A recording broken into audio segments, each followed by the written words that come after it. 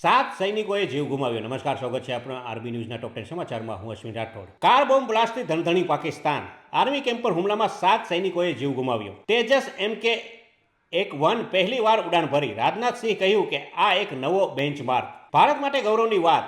ચીનને પાછળ છોડી ભારતીય વાયુસેના વિશ્વની ત્રીજી સૌથી શક્તિશાળી વાયુસેના બની. પેરુમાં જૈનજીના વિરોધ પ્રદર્શન બાદ હિંસા, એકનું મોત અને 100થી વધુ ઘાયલ. ભારતના ઈવી અને બેટરી ઉદ્યોગમાં ઝડપી વિકાસથી ચિંતિત ચીને WTOમાં કરી ફરિયાદ.